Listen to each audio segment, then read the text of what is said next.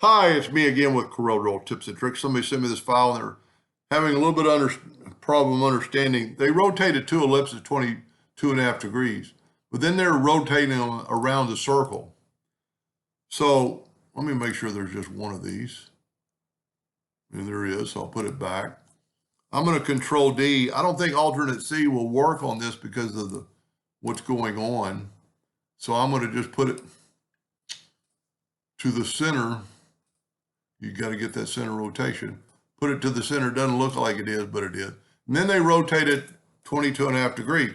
Well, it doesn't, it's pretty, but when you do it all the way around, you know what? I only did it 10 degrees. Let me back up here. 22, my numbers were unlocked. 22.5. See, it's overlapping. So when you do that and you keep going, at some point, one of them is going to be on top of the other one. See, and it doesn't finish it. So this is really easy and kind of a standard problem. I'm glad he asked for help because this is a pretty good scenario. So I'm just going to kind of start over. I'm going to delete that guy, and I'm going to take two ellipses about the size you used, and then Control D to make a duplicate. And then I'm going to, what he did, he said he put the center rotation at the bottom, and he rotated it 22.5 degrees. Okay, that's the shape. So take the Smart Fill tool and fill that in. And let's just move it out of the way. But what you have to do now is take that shape. Let me left click, right click. And let's say we're going to put it, I think he went from the inside. We're going to go from right there to that edge.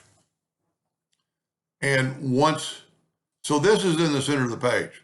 We don't really need the circle. That was a reference to get it. Let me get an indexing line in the center of the page. That was a reference, and that's going to cause us a little bit of trouble. So let's just move that out of the way. So now what you're going to want to do is Control D, alternate. I guess I've lost my alternate C. Let's just rotate it. And let's rotate it at 22.5 degrees. See, that's what you're going to get. Now this might be a little bit different because of the fact that it's there. Let's try this. Maybe it's not as easy as I thought. Let's Smart Fill that, and we get that edge. Let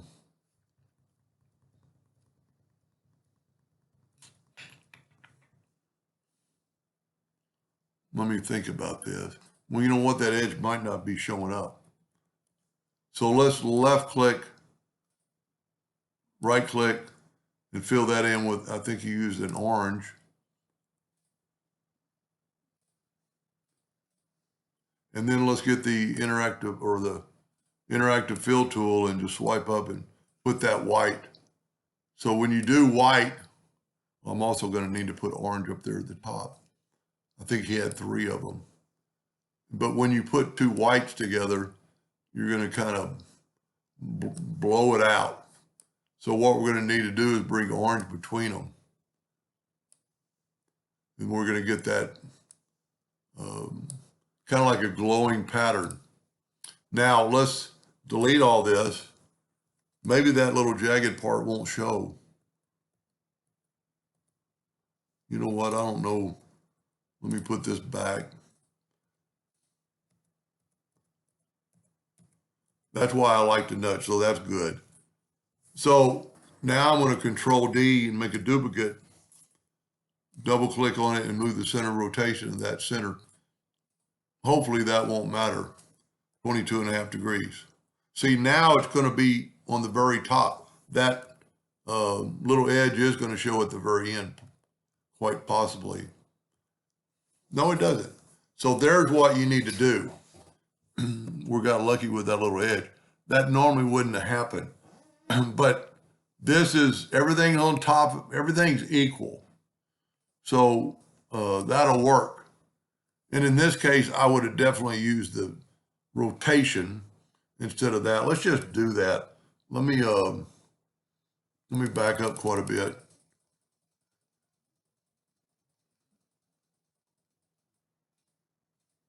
So I want to make sure I just have one. Now to do this, when you're using the rotation, you've got to have the original in the center. So then go to Windows, Dockers, and Transform or Transformation. And go right here to Rotation. And we're going to rotate at 22.5 degrees. Now we need 8 of them, but we already got one. So we're going to just say 7. And then we're going to rotate it. That doesn't sound right. Nope. I need to double it. So there's 16, so it's going to need to be 15.